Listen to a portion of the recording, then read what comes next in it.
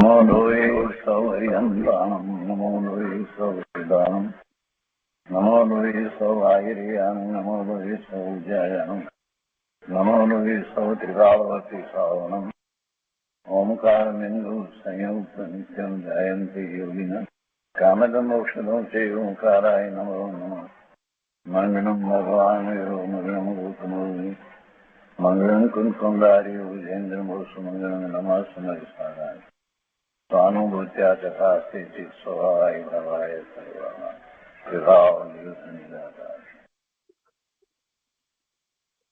स्वामी कार्तिकेय अनुप्रेक्षा સુખચંદ્રાચાર્ય ભગવાનની ટીકા તથા પંડિત જયચંદજી છાબડાના ભાવાર્થ ટીકા સહિત આપણે સ્વામી કાર્તિકેય અનુપ્રેક્ષાનો સ્વાધ્યાય કરી રહ્યા છીએ અને એમાંથી પૂજ્ય ગુરુદેવ કાંજી સ્વામી આપણને ઘણું અધ્યાત્મ સમજાવી રહ્યા છે. લોક ભાવનાનું સ્વરૂપ ચાલે છે. લોક ભાવનાની ઘણી ગાથાઓ કહી. અત્યારે એમાં નયની વાત ચાલે છે, કેમ કે નય દ્વારા જ્ઞાન થાય છે. નય તે જ્ઞાનનો અંશ છે અને એ મુખ્ય 7 નયની વાત અત્યારે અહીંયા કરવામાં આવી છે. દ્રવ્યાર્થિક નય અને પર્યાર્થિક નય એના ભેદ, અને દ્રવ્યાર્થિક નયના 3 ભેદ કયા, પર્યાર્થિકના 4 ભેદ. તો દ્રવ્યાર્થિક નયના ભેદની વાત આપણે પૂરી કરી છે. 273મી ગાથા સુધી સ્વાધ્યાય કર્યો છે. હવે પર્યાર્થિક નયના ભેદ કહે છે, પણ આપણે 273મી ગાથા છે એ હજી ફરીથી લઈએ છીએ, કેમ કે એમાં કેટલીક વાત જે છે એ વ્યવહાર નયની વાત કરી અને સંગ્રહ નયની વાત જે કરવામાં આવી છે, તો એનું વસ્તુ સ્વરૂપ આપણે વધારે સારી રીતે સમજીએ. કેમ કે સંગ્રહ નય દ્વારા જે કંઈ કહેવામાં આવ્યું છે એને ભેદ પાડીને જ્યારે કહેવામાં આવે છે તો વ્યવહાર નયથી વાત કરવામાં આવે છે. તો એમાં 273મી ગાથા, યત સંગ્રહેણ ગૃહીતમ વિશેષ રહિતમ અતિ ભેદયતિ સતતમ પરમાણુ પરિતમ વ્યવહાર નય ભવેત સ ખલુ. એના અર્થમાં કહે છે કે સંગ્રહ નય દ્વારા વસ્તુને વિશેષ રહિત ગ્રહણ કરી હતી તેને પરમાણુ પર્યંત નિરંતર જે નય ભેદે તે વ્યવહાર નય છે. દ્રવ્યાર્થિક નયની અંદર નૈગમ નય, સંગ્રહ નય અને વ્યવહાર નય એમ 3ની વાત કરી. નૈગમ નય વિશે આપણે ઘણું વિસ્તારપૂર્વક સમજ્યા, અને સંગ્રહ નય અને આ વ્યવહાર નય જે છે એ એક અપેક્ષાએ જોઈએ તો આપણે બંનેની વાતને સાથે સમજીએ તો વધારે સમજાય. સંગ્રહ નયથી જે વસ્તુ કહેવામાં આવી છે એમાં જ ભેદ પાડવા એને વ્યવહાર કહેવામાં આવ્યો છે. તો ભાવાર્થમાં અહીંયા પંડિતજી કહે છે કે સંગ્રહ નયે સર્વને સત કર્યું, બધું હોવાપણું છે એમ જ્યારે આપણે કહીએ ત્યારે સંગ્રહ નયે સર્વને સત કર્યું. તો ત્યાં વ્યવહાર નય ભેદ કરે છે કે દ્રવ્ય સત છે, પર્યાય સત છે, બધું સત છે. તો ભેદ પાડ્યા એ વ્યવહાર નયથી. સંગ્રહ નય તો બધું સત છે તો સંગ્રહ નયથી કહ્યું, બધું સત છે એમ કેવું એટલે સંગ્રહ નયથી વાત કરી, એ અપેક્ષાથી વાત થઈ. પણ એમાં એમ કહીએ કે સત છે તો દ્રવ્ય પણ સત છે ને પર્યાય પણ સત છે, તો આ ભેદ પાડ્યા એ વ્યવહાર નય થયો. સંગ્રહ નય દ્રવ્ય સામાન્યને ગ્રહે છે, ત્યાં વ્યવહાર નય ભેદ કરે છે. દ્રવ્ય સામાન્ય કઈને લઈએ અને પછી એને સંગ્રહ નયથી દ્રવ્ય સામાન્ય કહ્યું હોય તો એમાં ભેદ પાડીને આપણે એમ કહીએ કે દ્રવ્ય તો 6 છે, જીવ પણ છે અને 5 અજીવ પણ છે. તો એવા 2 ભેદ પાડ્યા એ વ્યવહાર નય થયો સંગ્રહ નયની અંદર જ. એવી જ રીતે સંગ્રહ નયથી એમ કહેવામાં આવ્યું, જીવ સામાન્યને કહેવામાં આવ્યો કે જીવ, બધા જીવ જીવ જીવ જીવ બધા જીવ, સંગ્રહ નયથી જીવ કહેવામાં આવ્યો. તો સંગ્રહ નય જીવ સામાન્યને ગ્રહે છે એમ ખ્યાલ આપે છે, એમ આપણને સમજાય છે.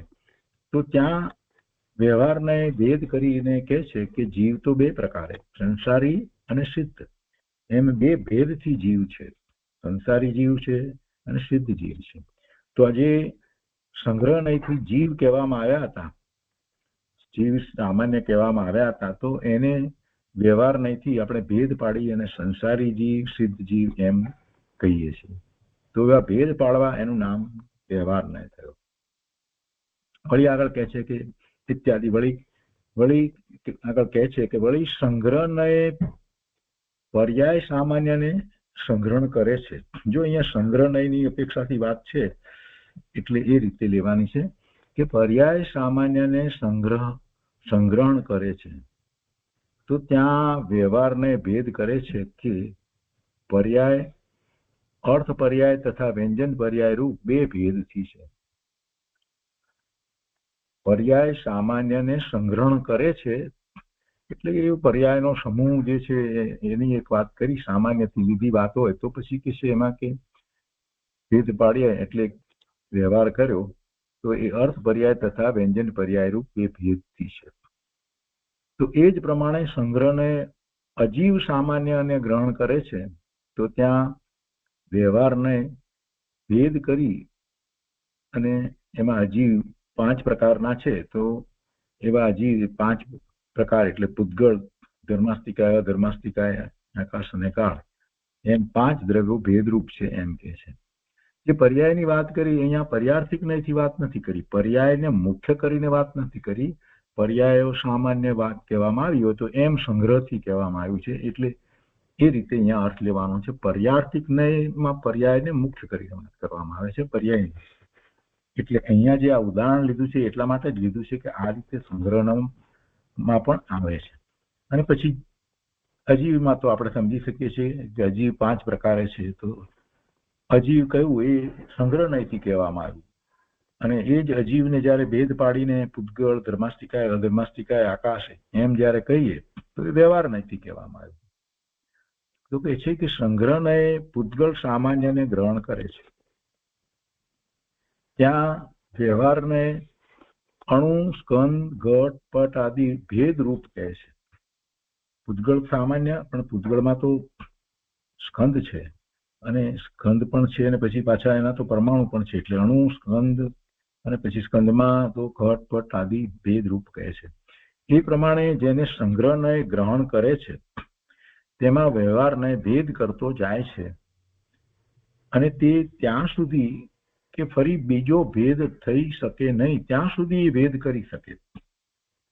પૂતગળમાં પણ પછી જે ભેદ કરે ત્યારે પણ એમાં સ્કંદ અને સ્કંદથી પણ નાના સ્કંદ અને પૂતગળ પરમાણુ અને એ રીતે ભેદ થઈ શકે. તો કે છે કે સંગ્રહ નય ગ્રહણ કરે તેમાં વ્યવહારને ભેદ કરતો જાય છે અને તે ત્યાં સુધી ભેદ કરતો જાય છે કે ફરી બીજો ભેદ થઈ શકે નહીં. ત્યાં સુધી સંગ્રહ અને વ્યવહાર નયનો વિષય છે. એટલે સંગ્રહ નયનો અને વ્યવહાર નયનો વિષય છે. તો એ રીતે આ દ્રવ્યાર્થિક નયના 3 ભેદ કયા, નૈગમ નય, સંગ્રહ નય અને વ્યવહાર નય. અને એની ઉપર પૂજ્ય ગુરુદેવે જે વિસ્તાર કર્યો છે તે આપણે લઈએ છીએ.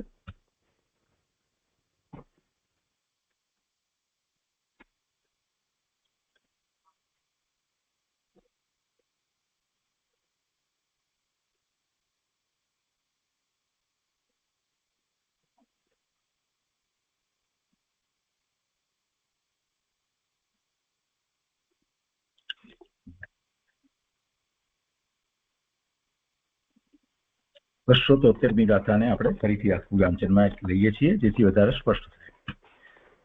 ગુરુદેવ કહે છે કે બધા જીવો છે એમ કહ્યું તે સંગ્રહ નયનો વિષય થયો. તેમાં સિદ્ધ ને સંસારી વગેરે ભેદ પાડ્યા તે વ્યવહાર નયનો વિષય છે. બધું સત છે એમ સંગ્રહ નયે જાણ્યું ત્યાં તેમાં સતના દ્રવ્ય સત, ગુણ સત, પર્યાય સત એવા ભેદ પાડી અને વ્યવહારને જાણે છે. વ્યવહાર નય દ્વારા આપણે એમ જાણીએ છીએ. દ્રવ્ય સત, ગુણ સત, પર્યાય સત એમ પણ ભેદ પાડીને જાણીએ છીએ. એ બધું વ્યવહાર નયથી કહેવાય. સામાન્ય સત કહ્યું તે સંગ્રહ નયનો વિષય અને તેમાં દ્રવ્ય સત, પર્યાય સત એવા ભેદ પાડવા તે વ્યવહાર નયનો વિષય છે. અને આ નય છે તે દ્રવ્યાર્થિક નયમાં સમાય છે. અને પછી બીજા દિવસના પ્રવચનમાં ગુરુદેવ કહે છે કે અહીં લોક ભાવનામાં 7 નયોનું વર્ણન ચાલે છે. દ્રવ્યાર્થિક નયના 3 ભેદ અને પર્યાર્થિક નયના 4 ભેદ એમ 7 નય કહેવામાં આવ્યા છે. અને આ 7 નય છે એ આગમ અપેક્ષાએ છે. નય કેટલા કોઈ એવો પ્રશ્ન કરે તો અનંત નય એટલે કે અપેક્ષાઓ. કોઈ પણ પદાર્થને જાણવાની, એનું જ્ઞાન કરવાની અપેક્ષાઓ કેટલી, તો અનેક પ્રકારે જ્ઞાન થાય. કેટલા બધા પદાર્થો તે પ્રમાણે નય કેટલાય પડે અને એને આપણે જાણીએ, પણ એને પછી આ મૂળ ક્લાસિફિકેશનમાં ગોઠવીએ તો 7 પ્રકાર જ થાય. હવે એ જુદા જુદા નયથી વસ્તુને આપણે જાણવામાં આવ્યું, પણ એને આ 7 મુખ્ય પ્રકાર જે રીતે કયા એમાં આપણે ગોઠવી શકીએ. તો કહે છે અહીંયા કે અહીં લોક ભાવનામાં 7 નયોનું વર્ણન ચાલે છે. જ્યાં સમ્યક જ્ઞાન થયું હોય ત્યાં આવા નયોથી વસ્તુ સ્વરૂપનું ચિંતન હોય છે. જ્યારે જ્ઞાન કરીએ છીએ, કેમ કે ચિંતનમાં તો આપણે જ્ઞાન કરીએ છીએ, જ્ઞાનનો વિકાસ થઈ રહ્યો છે, તો એમાં જે ચિંતન જે છે, વસ્તુ સ્વરૂપનું ચિંતન જ્યારે કરીએ છીએ તો વસ્તુ જેવી છે તેવી ચિંતવીએ છીએ, અને જેવી છે તેવી ચિંતવીએ તો એનું ચિંતન અનેક નય દ્વારા થાય. જુદા જુદા નયપૂર્વક વસ્તુનું ચિંતન થાય અને પછી પ્રયોજનવશ આપણે જે નયની મુખ્યતા કરવી હોય એની મુખ્યતા કરીએ અને બીજા નયથી જે કહેવાયું છે એની ગૌણતા કરીએ. નયની મુખ્યતા કહો કે નયના વિષયની મુખ્યતા. ખરેખર તો આપણે નયના વિષયની મુખ્યતા કરીએ છીએ અને પછી બીજા નયથી જે કહેવાયું હોય જે આપણને એ વખતે પ્રયોજનભૂત નથી તો એ વિષયની ગૌણતા કરીએ છીએ. પણ જાણીએ છીએ બધું પ્રમાણ જાણીએ છીએ. એમ ન જાણવામાં આવે તો એકાંત મિથ્યાત્વનો પ્રસંગ આવે.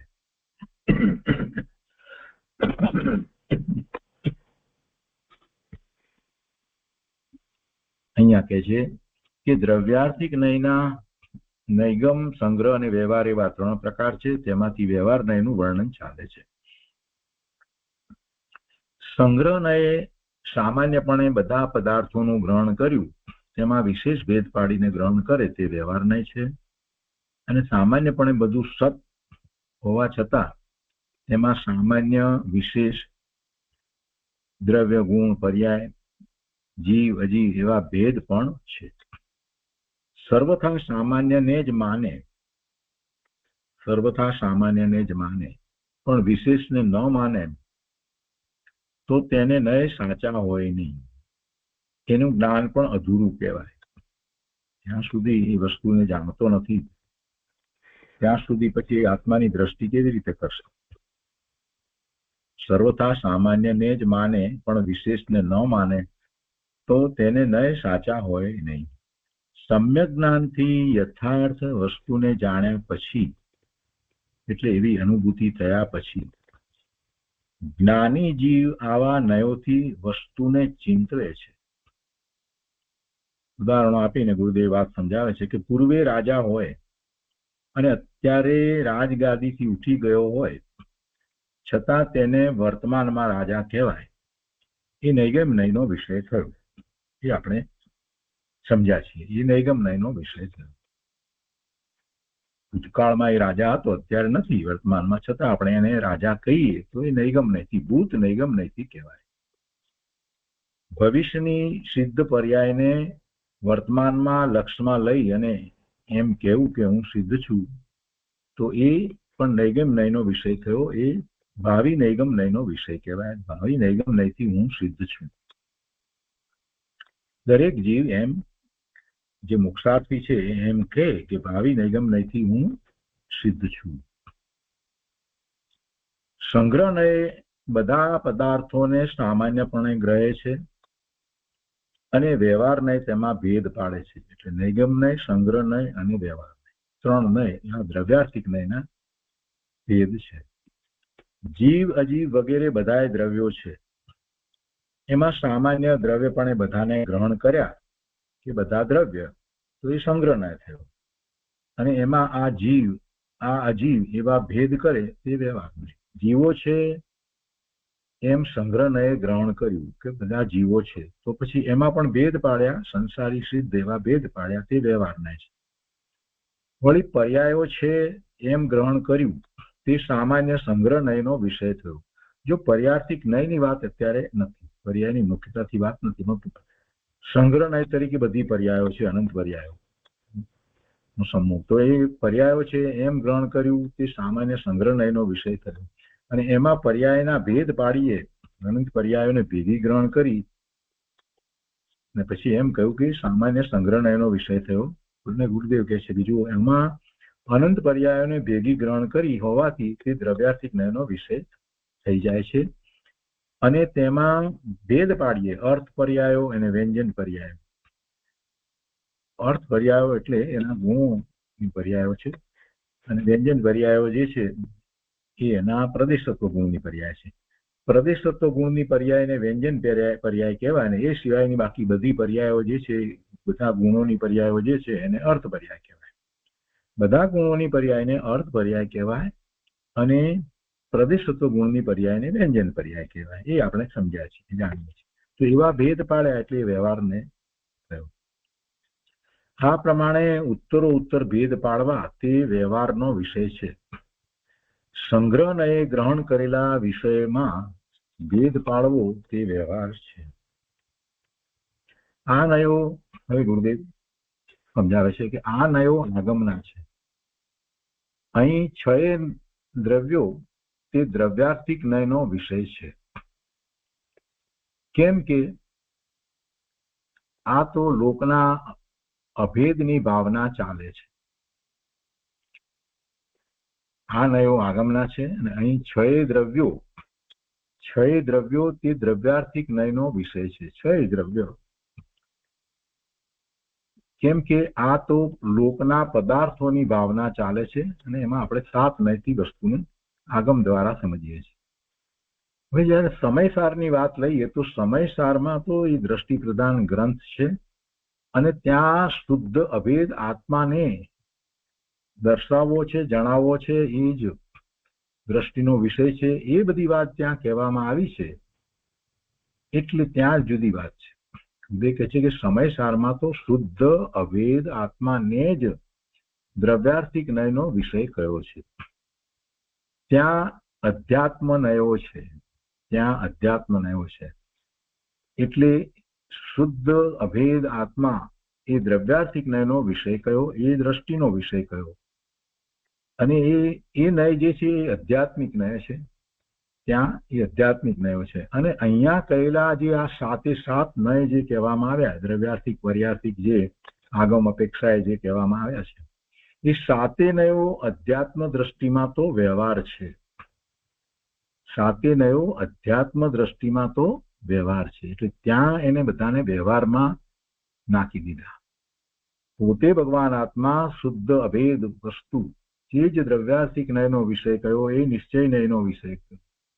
ત્યાં એને નિશ્ચય નયનો વિષય કયો, અને એ જ આદરણીય કયો, એ જ દ્રષ્ટિનો વિષય કયો, એ જ ઉપકારી કયો, એ જ આશ્રય કરવા લાયક કયો. અને એ સિવાય બીજું જે છે પર્યાય વગેરે નિર્મળ પર્યાય હોય તો પણ એ બધું જ એ બધાને એને વ્યવહારમાં નાખી દીધા. એટલે અહીંયા કહેલા જે આ 7 નય છે એ અધ્યાત્મ અપેક્ષાએ તો બધો વ્યવહાર જ છે. એ બધો વ્યવહાર છે. અધ્યાત્મ અપેક્ષાએ ત્યાં સમયસરમાં એ રીતે વાત લીધી છે. એટલે બે જગ્યાની તુલના કરવાનો પ્રશ્ન નથી કોઈ. આખી વાત જ આ રીતે છે. ત્યાં આખું પ્રયોજન જે છે એ પ્રયોજન અપેક્ષાએ વાત છે, અધ્યાત્મની અપેક્ષાએ વાત છે. એટલે તમે આ નયને આમાં આમ કહ્યું ને આ નયને આમાં એવી વાત રહેતી નથી. ત્યાં બે જ વાત છે, એક પોતાનું ત્રિકાળી શુદ્ધ સ્વરૂપ, અને એ સિવાય બાકી નિર્મળ પર્યાય, એની જ વાત છે.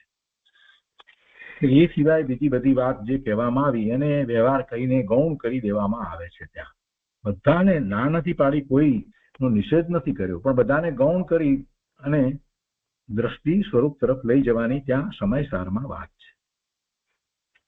તો અહીં કહેલા 7 નયો તે અધ્યાત્મ દ્રષ્ટિમાં તો વ્યવહાર છે. હવે આગળ કહે છે કે સંગ્રહ નયે અજીવ પદાર્થો છે એમ ગ્રહણ કર્યું. અહીંયા ફરી પાછા આપણે આવીએ. અહીંયા દ્રવ્યાર્થિક નયની અંદર નૈગમ નય પછી સંગ્રહ નય. તો સંગ્રહ નયે જયારે એમ કહ્યું કે અજીવ પદાર્થો, તો પછી અજીવ પદાર્થો એ સંગ્રહ નયે કહ્યું હોય તો એની અંદર ભેદ પાડીએ તો 5 ભેદ પડે. પૂતગળ વગેરે 5 દ્રવ્યના ભેદ પડે છે. પૃથ્વીલાસ્તિકાય, ધર્માસ્તિકાય, અધર્માસ્તિકાય, આકાશ અને કાળ.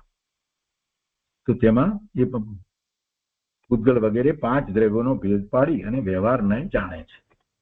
વળી પૂતગલ દ્રવ્યને સામાન્યપણે સંગ્રહને ગ્રહણ કરે છે. પૂતગળ સામાન્યપણે સંગ્રહથી કહીએ તો પણ એમાં પણ વ્યવહારથી ભેદ પડે છે. સ્કંદ અને અણુ અને ઘટપટ વગેરે ભેદ પાડીને જાણે. એ પ્રમાણે ભેદ પાડતા પાડતા ઠેઠ એક પરમાણુ સુધી ભેદ પાડી અને વ્યવહારને ગ્રહણ કરે છે. જ્યાં સુધી સૂક્ષ્મ ભેદ પડે ત્યાં સુધી વ્યવહાર નય છે. જ્યાં સુધી સૂક્ષ્મ ભેદ પડે ત્યાં સુધી વ્યવહાર નય છે.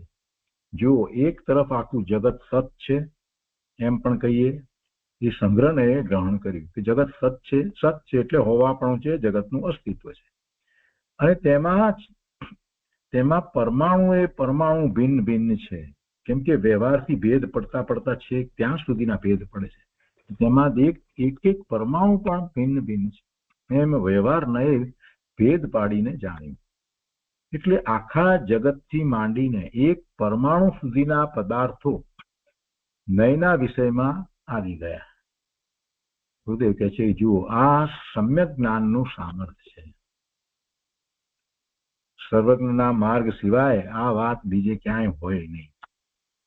સર્વજ્ઞ દેવે કહેલા યથાર્થ વસ્તુ સ્વરૂપના જ્ઞાન સહિત જ્ઞાની જીવ તેનું વિશેષ સ્પષ્ટ ચિંતન કરે છે. અને આવું વસ્તુ સ્વરૂપ જે છે એ જૈન દર્શન સિવાય બીજે ક્યાંય નથી. અને આપણા જૈન ભાઈઓ પોતાને જૈન કેવડાવે છે એ કાંઈ જાણતા નથી અને સર્વ ધર્મ સમાન ની વાતો કરે છે, ઘોષણા કરે છે, બધાને ભેગા કરે છે. આ બધું કરી રહ્યા છે. આવી વાત ક્યાંય નથી. સર્વજ્ઞ સિવાય આ વાત હોય નહીં.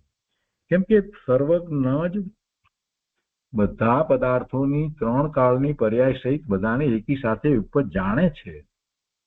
એટલે વસ્તુ સ્વરૂપ એવું છે તો પછી એને દર્શાવે, બધાને દર્શાવે ને. બધું જાણે તો બધું દર્શાવે, અને બધું દર્શાવે તો ક્રમે દર્શાવે, અને બધું દર્શાવે તો વિરોધાભાસી વાતો એક સાથે રહી હોય છતાંય પણ દર્શાવે. એટલે એ નય દ્વારા જ દર્શાવી શકાય. એક નય દ્વારા વસ્તુને દર્શાવી શકાય. એટલે આવી વાત જૈન દર્શનમાં જ છે. અને આવું વસ્તુ સ્વરૂપ છે એ જે જીવ ન જાણે તે જીવ, ગુરુદેવ કહે છે કે 84 જન્મ મરણમાં રખડે છે. એટલે 84 લાખ યોનિમાં જન્મ મરણ કર્યા કરે છે. એટલે કે આવું વસ્તુ સ્વરૂપને જાણે અને પછી ચિંતન કરે કે પોતે ક્યાં છે, બીજું બધું શું છે, પોતાને બીજા બધા સાથે શું સંબંધ છે, ત્યારે એને સ્પષ્ટ થાય. એ સિવાય સ્પષ્ટ થાય નહીં. જ્ઞાન કર્યા વિના, પોતે કોણ છે એનું ભાન કર્યા વિના, સમ્યક દર્શન વિના મુક્તિ થાય નહીં. કહે છે બહુ ભાગ્યશાળી હોય તેને આવી વાત કાને પડે અને પુરુષાર્થશાળીને અંદર પરિણમી જાય. ભાગ્યશાળી હોય એને આવી વાત સાંભળવા મળે. ભાગ્યશાળી એટલે જેને એવો પુણ્ય હોય ઉદય, એને આવી વાત સાંભળવા મળે. અને એ સાંભળી અને જે એવો પુરુષાર્થ કરે એ અંદર પરિણમી જાય.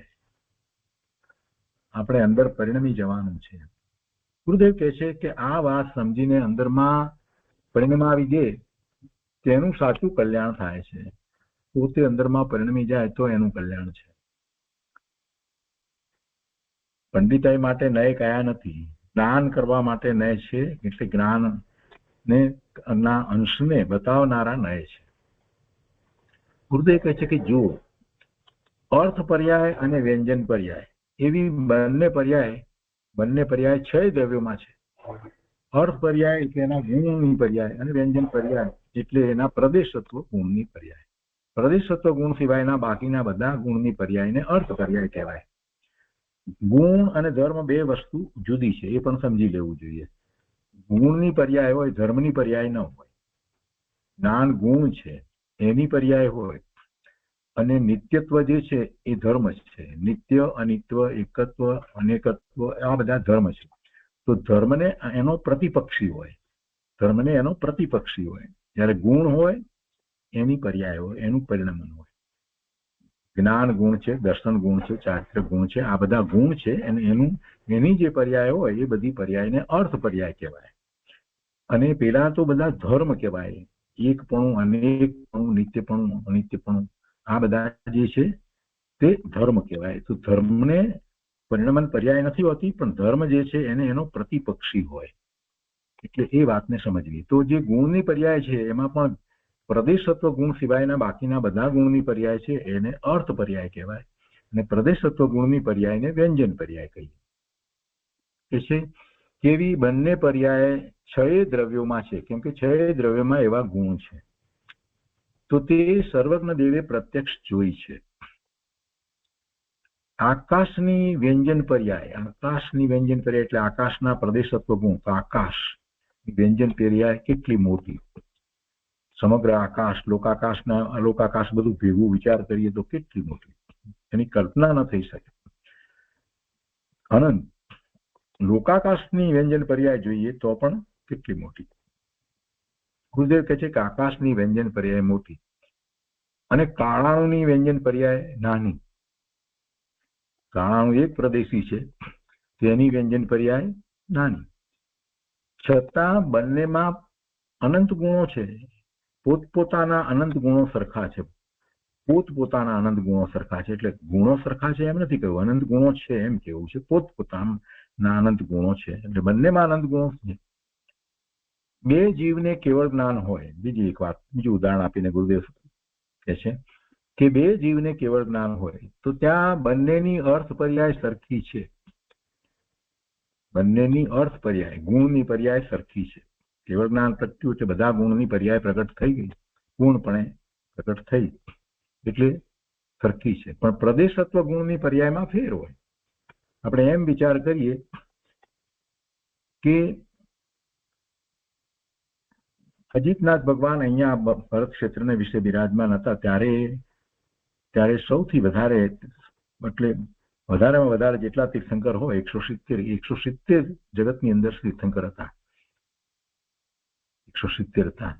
તો બધાને કેવળ જ્ઞાન હતું, પણ બધાના દેવમાન જુદા જુદા. મહાવિદ્ય ક્ષેત્રના વિશે બિરાજમાન બધા જે હતા, જે એમના દેવમાન કેટલા હતા? 160 જે હતા તીર્થંકર એ વખતે, એમના દેવમાન કેટલા? 500 ધનુષના એમના દેહમાન હતા. તેમની વ્યંજન પર્યાય કેટલી મોટી એ બધાની. ભરત ક્ષેત્રને વિશે 5 ભરતની અંદર 5 અને 5 ઐરાવતની અંદર 5 એમ 10 અને 160 મહાવીર ક્ષેત્રમાં. એ અજીતનાથ ભગવાનના વખતની અંદર 170 તીર્થંકર ભગવાન બિરાજમાન હતા. બધાની પર્યાય વ્યંજન પર્યાય બધાની જુદી, પણ છતાંય બધા કેવળ જ્ઞાની પરમાત્મા. અને કેવળ જ્ઞાન બધી બાકી બીજા ગુણોની બધી પર્યાયનો ઉઘાડ, બધી પર્યાય કેવી? તો અનંત ગુણના ઉઘાડ રૂપ પર્યાય હતી. એટલે વ્યંજન પર્યાય છે તે જે પ્રદેશત્વ ગુણની પર્યાય હોય અને નાની મોટી બધું હોય એની અહીંયા વાત કરી છે. એટલે કહે છે કે છતાં એક બીજું ઉદાહરણ અહીંયા ગુરુદેવે તો બીજું લીધું છે, સમુદ્ઘાત વખતનું ઉદાહરણ લીધું છે. એટલે એ ઉદાહરણ લઈને વાત સમજાવે છે ગુરુદેવ છે કે બંનેની અર્થ પર્યાય સરખી, છતાં એકની વ્યંજન પર્યાય 7 હાથની હોય અને બીજાની વ્યંજન પર્યાય લોક જેવડી સમુદ્ઘાત વખતે હોય. વ્યંજન પર્યાયમાં આટલો બધો તફાવત છતાં બંનેની અર્થ પર્યાયનું સામર્થ્ય સરખું છે. કેવળ જ્ઞાન બંનેને સરખું છે. આ તો કહે છે કે કેવળ જ્ઞાન થયું ત્યારે 7 હાથની વ્યંજન પર્યાય હોય અને પછી સમુદ્ઘાત કરે ત્યાં વ્યંજન પર્યાય પલટી અને 4 સમયમાં દંડ, કપાટ, પ્રતર અને લોક પૂરણ રૂપે થાય અને પછી બીજા 4 સમયની અંદર પાછા ઊંધા ક્રમમાં એ રીતે લોક પૂરણમાંથી પ્રતર, પછી એમાંથી કપાટ અને દંડ, અને પછી પાછી એટલી પર્યાય થઈ જાય, પછી પાછી 7 હાથની વ્યંજન પર્યાય થઈ જાય. એટલે 8 સમયમાં એ કાર્ય પૂરું થાય. અને આપણે જાણીએ છીએ કે એવું કેવળી સમુદ્ઘાત જે છે એ જેમનું આયુષ્ય કેવળ જ્ઞાન થયા પછીથી 6 મહિના કરતા ઓછું હોય એ નિયમથી સમુદ્ઘાત કેવળી સમુદ્ઘાત કરે છે. અને એ દ્વારા આયુષ્ય કર્મની અને બીજા 3 આઘાતી કર્મની પ્રકૃતિઓ જે છે એને સરખી કરી લે છે. એટલે એનો સમય છે તે સરખો કરી લે છે. તો અહીંયા કહે છે કે એ પ્રમાણે વ્યંજન પર્યાયમાં ફેરફાર થવા છતાં કેવળ જ્ઞાન આદિ અર્થ પર્યાય તો એવડી ને એવડી રહે છે. અર્થ પર્યાય અને વ્યંજન પર્યાય એમ બંને પ્રકારની પર્યાયો વસ્તુમાં છે. કેવળ જ્ઞાન તે અર્થ પર્યાય છે.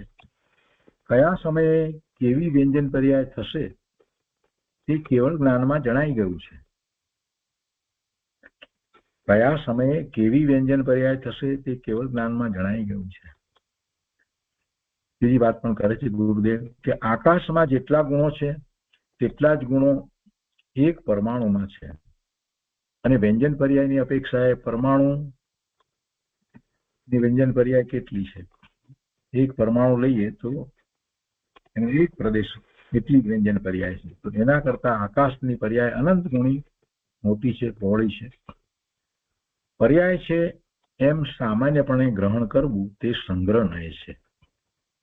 હું તો વાત ગુરુદેવને આ આપણને સમજાવવી છે કે આ રીતે આપણે બધાની પર્યાયનો વિચાર કરીએ તો આ પણ અર્થ પર્યાય, વ્યંજન પર્યાય આ બધો પણ વિચાર થાય ને તો એમ પર્યાય છે એમ સામાન્યપણે ગ્રહણ કરવું બધાની પર્યાય છે તો એ સંગ્રહ નય છે. અને તેમાં અર્થ પર્યાય, વ્યંજન પર્યાય એવા ભેદ પાડવા તે વ્યવહાર નય છે.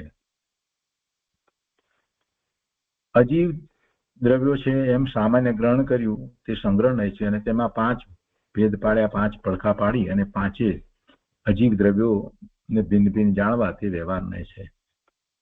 ગુરુદેવ કહે છે જુઓ, અજીવના 5 ભેદ છે. અજીવના 5 ભેદ છે તેને જેમ છે તેમ પૂરા ન માને, જેવી રીતે છે એવી રીતે પણ ન માને, એક પણ ઓછું માને અથવા તો એકની અંદર બીજો કાંઈ ફેરફાર કરી નાખે એવું કાંઈ પણ માને તો વ્યવહાર નયનો વિષય પૂરો થતો નથી. ન માને તો વ્યવહાર નયનો વિષય પૂરો થતો નથી અને એને સમ્યક દર્શન થાય નહીં. જેમ છે તેમ વસ્તુ સ્વરૂપનો સ્વીકાર ન થાય ત્યાં સુધી સમ્યક દર્શન થાય નહીં. મૂળ વાત તો આ છે. એવો સ્વીકાર તો થવો જોઈએ, ભલે શબ્દ ના આવડે પણ એનો સ્વીકાર એમ જ હોય. બધું છે અને બધુંમાં બધું કેવી રીતે છે, પોતે છે અને પોતે કેવી રીતે છે, આ વાત શબ્દ વિના પણ અંદર ભાવ ભાષણમાં આવે ત્યારે સમ્યક દર્શન થાય છે. તિર્યંતને સમ્યક દર્શન થાય છે તો એને આ નથી આવડતું એમ વાત નથી. એને પૂર્વે એવો તિર્યંતની પર્યાયમાં હોય અને જેને સમ્યક દર્શન થાય તો એને પૂર્વે એવું બધો જ વિચાર કર્યો છે, સમજ્યો છે અને કાંઈક અટક્યો હતો અને આયુષ પૂરું થયું અને તિર્યંતમાં ગયો, બસ એટલું જ. અને ત્યાં પછી કોઈક કારણસર એને એ વખતે સમ્યક દર્શન થયું તો પૂર્વે જે કરીને આવ્યો છે એને થાય છે. કાંઈ તિર્યંતમાં એમ કંઈ સમ્યક દર્શન થતા નથી. અને એમાં પણ જ્ઞાન અપેક્ષાની વાત જે છે એ બધાની જુદી જુદી છે. જ્ઞાનના ઉઘાડની અપેક્ષા એ બધાનું સમ્યક દર્શન જુદું. સમ્યક દર્શન આ હું એવો એક ભાસ જે છે દર્શન અપેક્ષા એ બધાને સરખો છે, પણ જ્ઞાનની તારતમ્યતા બધાની જુદી જુદી હોય. હવે એ પછી ગાથા 274 છે. એમાં હવે પર્યાર્થિક નયના ભેદ કહે છે અને ત્યાં પ્રથમ ઋજુ સૂત્ર નય કહે છે. તો આપણે એ લઈએ છીએ 274. હવે પર્યાર્થિક નયના ભેદ કહે છે ત્યાં પ્રથમ ઋજુ સૂત્ર નય કહે છે. ગાથા 274. યહ વર્તમાન કાલે અર્થ પર્યાય પરિણતમ અર્થમ સંતન સાધયતિ સર્વમ તમપી નય ઋજુ નયમ જાનીહિ. એનો અર્થ છે વર્તમાન કાળમાં અર્થ પર્યાય રૂપ પરિણમેલા અર્થને સર્વને સતરૂપ સાધે ગ્રહણ કરે તે ઋજુ સૂત્ર નય છે. પહેલું ઋજુ સૂત્ર નય શું વ્યાખ્યા કરી છે? વર્તમાન કાળમાં અર્થ પર્યાય રૂપ પરિણમેલા અર્થને સર્વને સતરૂપ સાધે ગ્રહણ કરે તે ઋજુ સૂત્ર નય છે. એટલે જ્યારે વસ્તુ જે રીતે પરિણમી રહી છે એ રીતે એને સાધે છે તો ઋજુ સૂત્ર નય છે. ભાવાર્થમાં એ વાતને સ્પષ્ટ કરે છે કે વસ્તુ સમયે સમયે પરિણમે છે.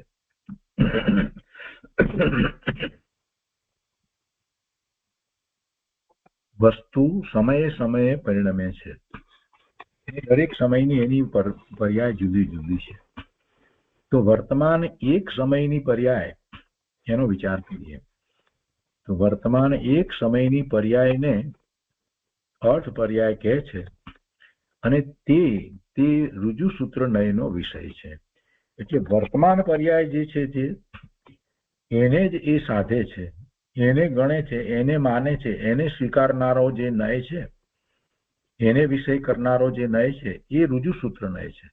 વર્તમાન દશા ને સ્વીકારનારો જે નય છે એ રુજુસૂત્ર નય છે.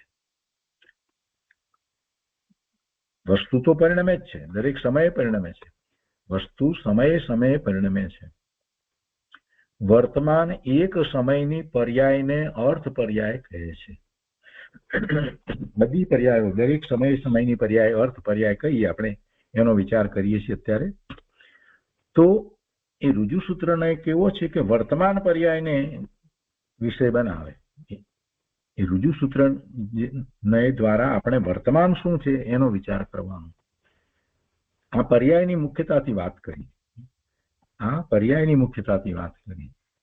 એટલે પૂર્વની પર્યાયને વિષય ન કરે અને વર્તમાન પર્યાય અત્યારે શું છે એ વાત કરો તમે, તો એ અવસ્થા એને જે સ્વીકારે છે, એને જે માને છે, એને જે ગ્રહણ કરે છે એ રુજુસૂત્ર નયનો વિષય કહેવાય. શું કહે છે? વસ્તુ સમયે સમયે પરિણમે છે. વર્તમાન એક સમયની પર્યાયને અર્થ પર્યાય કહે છે અને તે રુજુસૂત્ર નયનો વિષય છે. તે વસ્તુને પર્યાય માત્ર જ કહે છે. એ પર્યાય દ્રષ્ટિથી, પર્યાયની મુખ્યતાથી વાત લીધી છે ને, એટલે તે વસ્તુને પર્યાય માત્ર જ કહે છે. આ પર્યાર્થિક નયના ભેદ ચાલી રહ્યા છે, એમાં રુજુસૂત્ર નય પહેલો, તો પર્યાયની મુખ્યતાથી વાત છે, એટલે તે વસ્તુને પર્યાય માત્ર જ કહે છે. વળી ઘડી, મુહૂર્ત આદિ કાળને પણ વ્યવહારમાં વર્તમાન કહીએ છીએ, તો તે વર્તમાન કાળ સ્થાયી પર્યાયને પણ રુજુસૂત્ર નય સાધે છે. તેથી તેની સ્થૂળ રુજુસૂત્ર સંજ્ઞા છે. ને એ પ્રમાણે પ્રથમ કહેલા દ્રવ્યાર્થિક 3 નય અને આ રુજુસૂત્ર નય મળી ચારે નયોને અર્થ નય પણ કહેવામાં આવે છે. એને અર્થ નય કહેવામાં આવે છે. આ એક બીજી વધારાની વાત છે. કેમ કે વર્તમાન સમયની વાત કરી તો એક સમયની પર્યાયનો જ આપણને વિચાર આવે, તો એને રુજુસૂત્ર નય તો કહે છે. પણ એમાં થોડીક વધારે વાત કરી કે આપણે જે કાળની વાત કરીએ છીએ તેમાં તો ઘડી, મુહૂર્ત આદિ એ બધા કાળ પણ એ વ્યવહારમાં આપણે માનીએ છીએ, વ્યવહાર કાળ છે, બરાબર. વ્યવહારમાં એને વર્તમાન કહીએ છીએ, એને અપેક્ષાથી વર્તમાન કહીએ છીએ ને. કાંઈ એક સમયને જ વર્તમાન કહીએ એમ નથી થતું કે, તો વ્યવહારમાં એને પણ વર્તમાન કહીએ છીએ ને. 1 સેકન્ડને કહીએ કે 1 મિનિટને કહીએ, કાં 1 કલાક, એને પણ આપણે વર્તમાન કહીએ. 1 ઘડીને 2 ઘડીને વર્તમાન કહીએ છીએ. તો એમ જ્યારે લઈએ છીએ તો પછી રુજુસૂત્ર નય એનો થોડોક વધારે વિસ્તાર થયો. તો એની વાત કરતા એમ કહે છે કે તે વર્તમાન કાળ સ્થાયી પર્યાયને પણ રુજુસૂત્ર નય સાધે છે. એને પણ રુજુસૂત્ર નય સાધે છે. હવે તેથી તેની સ્થૂળ રુજુસૂત્ર સંજ્ઞા છે. કેમ કે આપણે વધારે સમય લીધો, 2 ઘડીના સમયને આપણે વર્તમાન તરીકે લીધો છે, બરાબર. 1 મુહૂર્તના સમયને વર્તમાન તરીકે લીધો છે, એમ લીધો છે, તો એ સ્થૂળ થયું એમ. એટલે કે એ તેની સ્થૂળ રુજુસૂત્ર સંજ્ઞા છે. અને એ પ્રમાણે સ્થૂળ રુજુસૂત્ર સંજ્ઞા લઈ અને પછી હવે કહે છે કે એ પ્રમાણે આ પહેલા દ્રવ્યાર્થિક નયના 3 ભેદ કયા હતા, તો એ દ્રવ્યાર્થિક નયના 3 ભેદમાં 3 નય, એ 3 નય અને આ એક રુજુસૂત્ર નય એમ મળી અને ચારે નયોને અર્થ નય કહેવામાં આવે છે. આ ચારે નયોને અર્થ નય કહેવામાં આવે છે.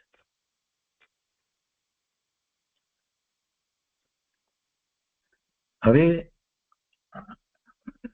એ 3 પ્રકારના શબ્દ નયો કહે છે. એટલે આ રુજુસૂત્ર નય પછીથી શબ્દ નયની વાત કરે છે, પણ એ પહેલા આપણે આ રુજુસૂત્ર નય ઉપર પૂજ્ય ગુરુદેવે જે વિસ્તાર કર્યો છે તે આપણે સમજીએ. 274મી ગાથામાં પર્યાર્થિક નયના 4 ભેદમાંથી પહેલો ભેદ છે તે રુજુસૂત્ર નય છે.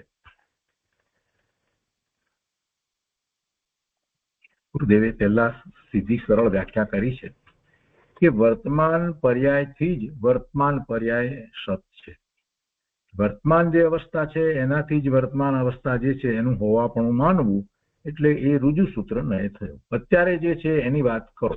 આપણે જ્યારે એમ કહીએ તો એ રુજુસૂત્ર નય કહેવાય. એનો અર્થ એમ થયો કે આપણે રુજુસૂત્ર નયથી અત્યારે જાણવા માંગીએ છીએ. અત્યારે શું છે એમ બોલો ને, ભવિષ્યની વાત છોડો, આ બધું છોડો, અત્યારની વાત કરો. એટલે આપણે અત્યારે વર્તમાન અવસ્થા જે છે એને પર્યાયને મુખ્ય કરીએ છીએ અને એ વર્તમાનની વાત લઈએ છીએ.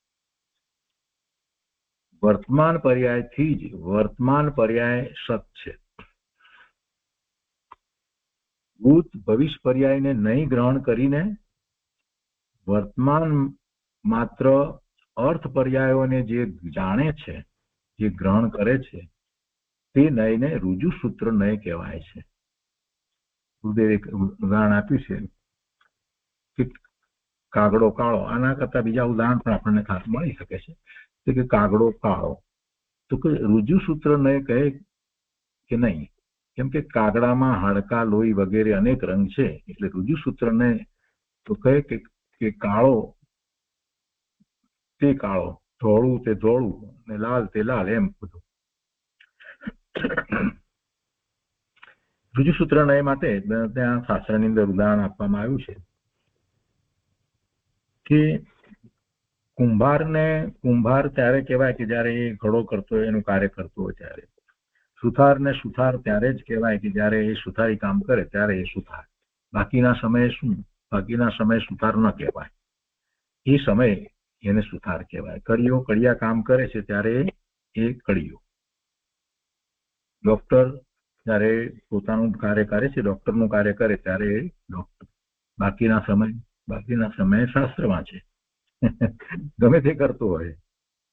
એટલે રુજુસૂત્ર નય દ્વારા કોઈ વ્યક્તિને આપણે કહેવી હોય તો એ શાસ્ત્ર વાંચતો હોય અને બીજો એને વ્યવસાય તરીકે વ્યવસાય કરતો હોય, તેમાંથી તમે શું એને કહેશો? તો કે છે કે રુજુસૂત્ર નય પ્રમાણે ત્યારે જે કાર્ય જે કરે છે એ વખતની એની પર્યાય કેવી છે, વખતની પર્યાય કેવી છે રુજુસૂત્ર નય પ્રમાણે? તો કે છે એને એપ્રોન પહેર્યો છે અને એને ડોક્ટરનું કામ કરી રહ્યો છે, તો ડોક્ટર. અને પછી શાસ્ત્ર વાંચન કરે છે તો સ્વાધ્યાય થયો. એટલે આ રુજુસૂત્ર નય આ રીતે સમજીએ તો તરત ખ્યાલમાં આવી જાય કે જે વખતે જે કરી રહ્યો જે છે ત્યારે એ રુજુસૂત્ર નય એની પર્યાય જે છે તે એને અહીંયા પર્યાયને લેવાની છે, એના કાર્યને નથી લેવું આપણે, એની પર્યાય એ વખતે એની જે પર્યાય છે એ લેવી. ફરીથી કહું છું, પર્યાય લેવાની છે, એ કાર્ય કરે છે એની વાત નથી લેવી. એ પછી આવે છે આગળ. તો કે છે કે રુજુસૂત્ર નય જે છે જે સમયે જે છે એને એ રૂપે કહે છે. એક સમય માત્રની પર્યાયને જાણે, વર્તમાન એક સમયની પર્યાય જે રૂપે હોય તે જ રૂપે તે કહે છે એ રુજુસૂત્ર નય છે. તો એક સમય માત્રની પર્યાયને જાણે તે સૂક્ષ્મ રુજુસૂત્રને એવી ને એવી સમાન ઘણા કાળ સ્થાયી પર્યાયને જાણે તે સ્થૂળ રુજુસૂત્ર નય છે. સૂક્ષ્મ રુજુસૂત્રને ક્યારે કહીએ કે એક સમયની પર્યાયમાં જે છે એને જાણે છે તો એ સૂક્ષ્મ રુજુસૂત્ર નય થયો. પણ ઘણા સમયની પર્યાયમાં છતાં એ વર્તમાન કહીએ છીએ આપણે, કેમ કે એક સમયનું માપ તો ઘણું નાનું છે. અસંખ્ય સમયનું માપ ભેગું કરીએ ત્યારે તો એક સેકન્ડ થાય. એટલે એક ઘડીનો વિચાર કરીએ આપણે તો એક ઘડી એને પણ આપણે વર્તમાન કહીએ, બે ઘડી એને પણ આપણે વર્તમાન કહીએ કે ભાઈ વર્તમાન અમે સામાયિક કરીએ છીએ, બે ઘડીનું સામાયિક, તેને વર્તમાન જ આપણે કહીએ છીએ. વ્યવહારમાં તો આપણે એમ જ કહીએ છીએ. તો એ પણ અત્યારની અવસ્થા થઈ કે ભાઈ સામાયિકમાં બેઠા છે, તો એ અત્યારે વર્તમાન અવસ્થા થઈ. તો રુજુસૂત્ર નયથી આપણે એમ કહીએ કે આ ભાઈ સામાયિક કરી રહ્યા છે. તો એ તો ઘણો કાળ થયો, બે ઘડીનો કાળ થયો. તો એ પણ રુજુસૂત્ર નયમાં આવે. એક સમય જે છે એ સૂક્ષ્મ રુજુસૂત્ર નય કહીએ. તો આ ઘણા કાળની પર્યાય જે છે એને સ્થૂળ રુજુસૂત્ર નય કહેવાય. એ વાત અહીંયા ફરીથી ગુરુદેવે પણ એ રીતે જ સમજાવી છે. એક સમય માત્રની પર્યાયને જાણે તે સૂક્ષ્મ રુજુસૂત્રને અને એવી ને એવી સમાન ઘણા કાળ સ્થાયી પર્યાયને જાણે તે સ્થૂળ રુજુસૂત્ર નય છે. જેમ કે મનુષ્ય પર્યાય સિદ્ધમાં પણ સમયનું પરિણમન છે. આ મનુષ્ય પર્યાય જે કીધી એ પણ એક અપેક્ષાએ રુજુસૂત્ર નય કહેવાય. ઘણો કાળ છે છતાં પણ એ સ્થૂળ, અતિ સ્થૂળ કહેવાય. અનંત કાળની અપેક્ષાએ આ જે છે અનંત કાળમાં તો કેટલી પર્યાયો થઈ. તો અત્યારે વર્તમાન પર્યાય મનુષ્યની પર્યાય છે એને એ અનંત કાળ નિત્ય જીવ રહેવા વાળો છે, તો એની અનંત પર્યાયોની અપેક્ષાએ એક પર્યાય અત્યારની મનુષ્ય પર્યાયને પણ અતિ સ્થૂળ, ભલે અતિ સ્થૂળ કહીએ પણ છેવટે રુજુસૂત્ર નયથી કહી શકાય. આગળ કહે છે ગુરુદેવ કે સિદ્ધમાં પણ સમય સમયનું પરિણમન છે. તેને જે જાણે તે સૂક્ષ્મ રુજુસૂત્ર, સમય સમયનું પરિણમન છે એ સૂક્ષ્મ રુજુસૂત્ર, અને સાદી અનંત સિદ્ધ દશા.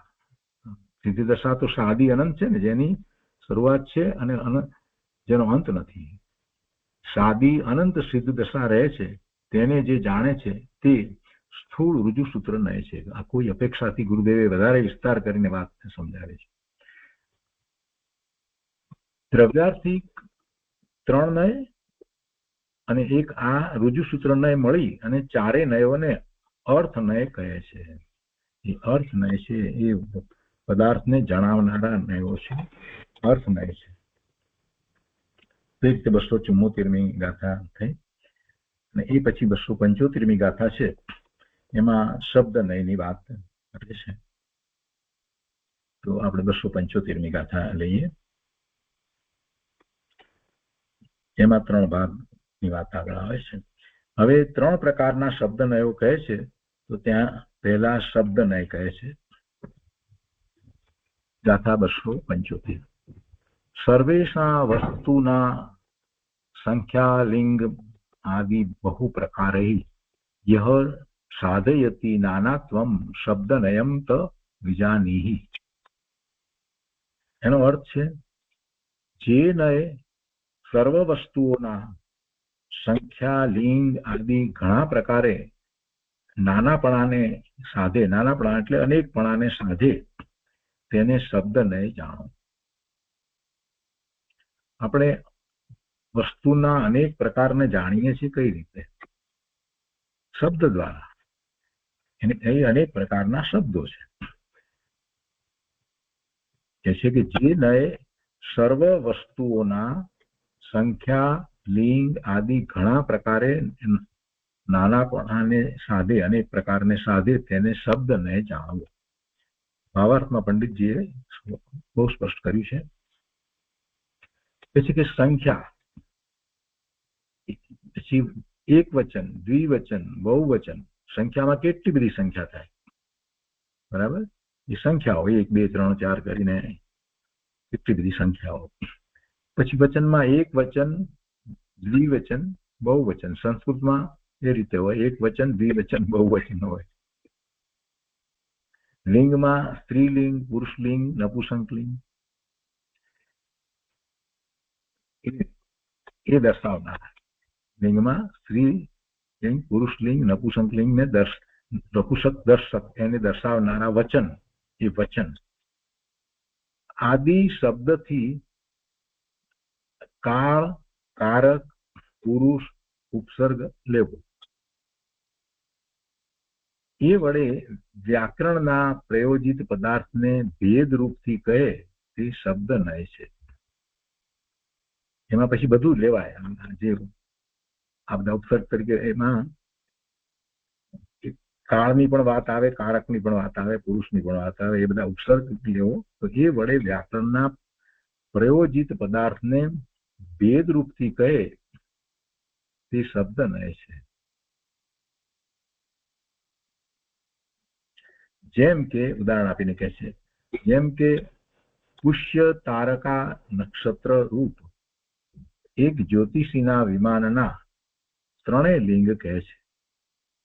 તો ત્યાં વ્યવહારમાં તો વિરોધ જણાય છે કે 3 લિંગ કેવી રીતે?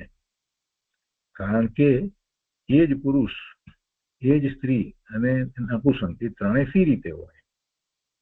તો પણ શબ્દ નયનો આ જ વિષય છે કે જેવો શબ્દ કહે તેવો જ અર્થને ભેદરૂપ માનવો. આ શબ્દ નય. હવે એને આપણે પૂજ્ય ગુરુદેવ પાસેથી વધારે સમજીએ. શું વાત છે મૂળ? કે જે નય સર્વ વસ્તુઓની સંખ્યા લિંગ આદિ ઘણા પ્રકારથી, અનેક પ્રકારથી જેને સાધે એને શબ્દ નય જાણો.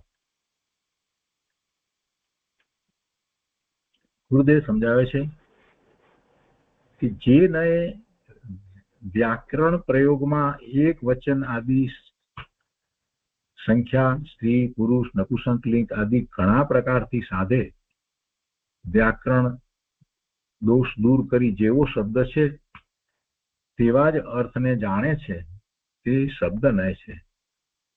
શબ્દે કહેલા ભિન્ન ભિન્ન વાચ્યને જાણવા તે શબ્દ નયનું કાર્ય છે.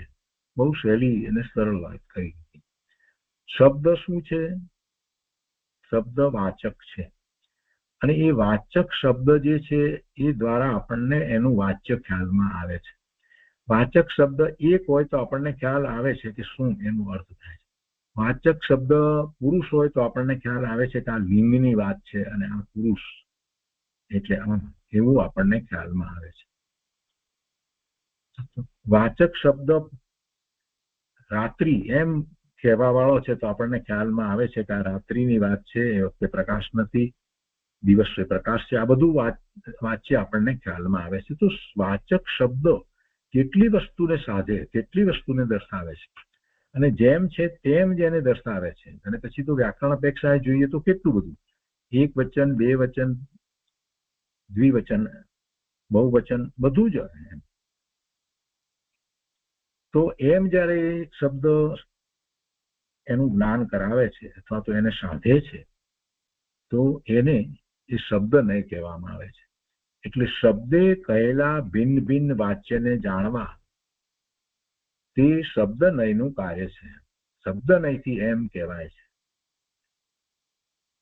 ગુરુદેવ કહે છે કે કર્તા બીજો અને તેનું કાર્ય બીજામાં થાય. જો હવે પાછી અહીંયા અધ્યાત્મની વાત આપણને ગુરુદેવ સાથે ને સાથે સમજાવે છે. આ તો કહી દીધી વાત શબ્દ નયની. પછી કહે છે કે કર્તા બીજો અને તેનું કાર્ય બીજામાં થાય. ઈચ્છા કરતા અને શરીર આદિ પર્યાય કાર્ય એમ નથી. આપણને ઈચ્છા થઈ અને ચાલવાની ઈચ્છા થઈ. ઈચ્છા ક્યાં થઈ? આત્માને વિશે ઈચ્છા થઈ, અને ચાલ્યું કોણ? શરીર. તો શરીરની પર્યાય ઈચ્છાને કારણે થઈ ને, શરીરની પર્યાય ઈચ્છાને કારણે થઈ ને. આવું જે માને એ મિથ્યા દ્રષ્ટિ. કેમ કે એને ભેદ પાડ્યો જ નહીં કે ઈચ્છા જે છે એ જીવના પરિણામ છે. ઈચ્છા કોની પર્યાયમાં થઈ? જીવની પર્યાયમાં થઈ. અને ચાલ્યું કોણ? શરીર. શરીર જળ. શરીર જે છે એની પર્યાય જે થઈ જળની પર્યાય થઈ. ઉદ્ગળ પરમાણુના સ્કંદ એ જળ, એની પર્યાય થઈ. અને ઈચ્છા ક્યાં થઈ? જીવની પર્યાયમાં થઈ. તો જીવની પર્યાય જે છે, જીવની પર્યાયમાં તો ચેતના વ્યાપી રહી છે. તો એ જીવની પર્યાયે શરીરની પર્યાય કરાવી. એનો અર્થ શું થયો કે એક દ્રવ્ય બીજા દ્રવ્ય ના પરિણામ કરાવી શકે છે. અને આવી જ એની માન્યતા જે છે એ મિથ્યા દ્રષ્ટિ છે. એક દ્રવ્ય બીજા દ્રવ્યના પરિણામ કરાવી શકે નહીં. ઈચ્છા થઈ એટલે શરીર ચાલ્યું, એવું વસ્તુ સ્વરૂપ નથી. એમ નથી. શું કે છે ગુરુદેવ? કરતા કોણ આમાં કયો? ઈચ્છા. ઈચ્છાને કરતા કહી. અને કાર્ય ક્યાં થયું? શરીરમાં થયું. શરીર ચાલ્યું એટલે કાર્ય શરીરમાં થયું. પર્યાય શરીરની થઈ, ચાલવાની પર્યાય થઈ. તો કે કરતા બીજો અને તેનું કાર્ય બીજામાં થાય. એટલે ઈચ્છા જે થઈ એ આત્માનું કાર્ય થયું, એની વિભાવરૂપ પર્યાય થઈ, અને કાર્ય ક્યાં થયું? શરીરમાં થયું. આવું બની શકતું નથી. તો બને છે શું? તો કે શરીરનું ચાલવું એ વખતે થવાનું છે તો થાય છે. ઈચ્છા કરે એટલે થાય એમ નથી. જેને પેરાલિસિસ થઈ ગયો છે એને પણ ચાલવાની ઈચ્છા છે, પણ એ ઉઠી શકતો નથી. ઈચ્છાથી કાર્ય થતું હોય તો થવું જોઈએ ને. એટલે એમ નથી. ઈચ્છા એ જીવના પરિણામ છે, અને શરીરની ક્રિયા થવી, ચાલવાની ક્રિયા થવી કે દોડવાની જે થવી હોય તે થાય, એ બધા શરીરના પરિણામ છે, એની પર્યાય છે.